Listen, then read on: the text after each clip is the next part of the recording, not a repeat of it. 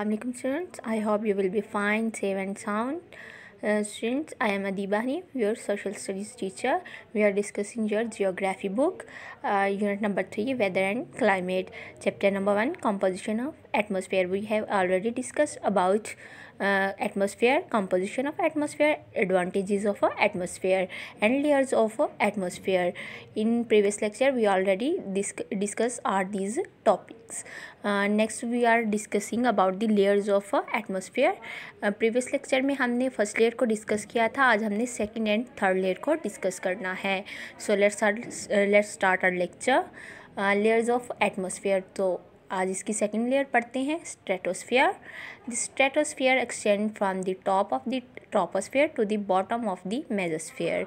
ये क्या है, एक्सटेंड करती है top of the troposphere. Mean क्या है, ये फर्स्ट लेयर ट्रोपोस्फियर के जो टॉप है, जहाँ ये ख़त्म हो जाती है, इसकी ऊंचाई जहाँ तक ये जाती है, वहाँ से ये क्या करती है, एक्सटेंड करती है 12 किलोमीटर से लेकर 15 किलोमीटर तक.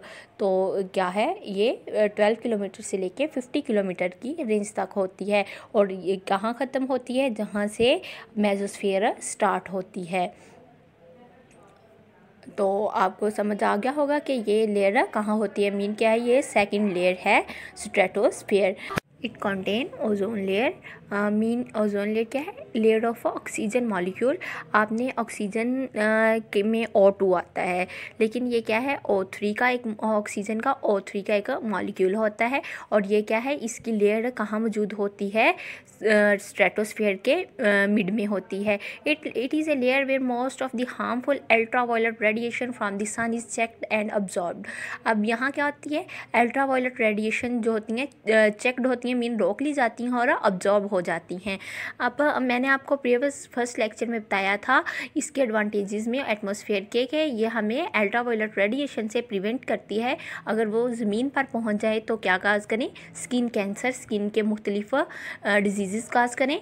तो ये क्या करती हैं, ये वो लेयर का वो पार्ट है, मतलब एटमॉस्फेयर की वो लेयर है जहाँ ओजोन मौजूद होती है, जिसने क्या करना होता है, अल्ट्रावायलेट रेडिएशंस को ऑब्जॉर्ब कर लेना होता है, और जो कि ज़मीन तक नहीं आती, और हमें इस तरह ये प्रिवेंट करती हैं स्किन कैंसर से और मुख्तलिफ फ़िज़िकल और जेनेटिक्स डिजीज़ से. तो अब अगर आपको मैं याद करवा दूं प्रीवियस का, कि ट्रोपोस्फियर के बारे में हमने क्या पढ़ा था, कि ये क्या करती है, वेदर हमें वेदर देती है. मतलब हमारे जो वेदर बनता है वो किसकी वजह से है, फर्स्ट लेयर ट्रोपोस्फियर की वजह से. तो इसके हमने सेकंड लेयर में इसका सेकंड लेयर का जो काम है वो डिस्कस किया है, इसका क्या एडवांटेज है वो हमने पढ़ा है. और आज आपने नेक्स्ट डिस्कस करना है मेसोस्फियर को.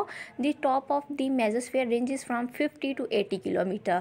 ये क्या है, 50 किलोमीटर से लेकर 80 किलोमीटर तक जाती है.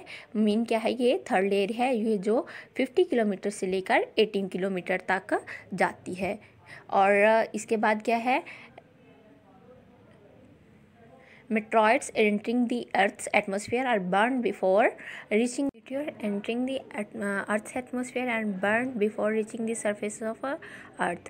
अब मीटियर्स क्या होते हैं, ये स्मॉल बॉडीज़ होती हैं जो कि स्पेस के अंदर मौजूद होती हैं. ये देखें, ऐसी बॉल की तरह एक बॉडीज़ होती हैं, और अगर ये क्या होती हैं, एटमॉस्फेयर में एंटर होती हैं अर्थ पे की सरफेस में पहुंचने से पहले. और एटमॉस्फेयर क्या करता है, एटमॉस्फेयर में जो मेसोस्फेयर है, इसकी जो लेयर है, ये क्या करती है, इन्हें बर्न कर देती है अर्थ पर पहुंचने से पहले. Otherwise it causes much damage on our earth planet.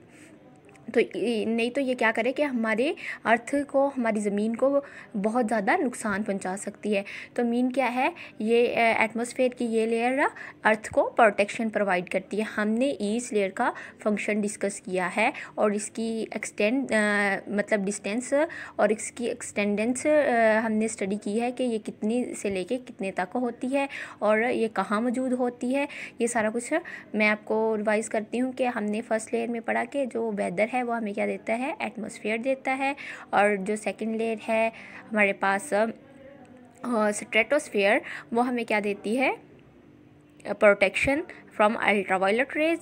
और जो हमारे पास थर्ड लेयर है मेसोस्फियर, ये भी क्या करती है, हमें प्रोटेक्शन प्रोवाइड करती है फ्रॉम मीटियोराइड्स से. ओके, मेटॉइड्स हैं, स्मॉल बॉडीज़ हैं। और ये क्या होती हैं, अगर तो स्पेस में मौजूद होती हैं, बॉल की तरह होती हैं, छोटी छोटी होती हैं। और अगर तो ये अर्थ के साथ टकरा जाएं तो ये अर्थ को डैमेज कर सकती हैं। Okay, stay safe, stay home.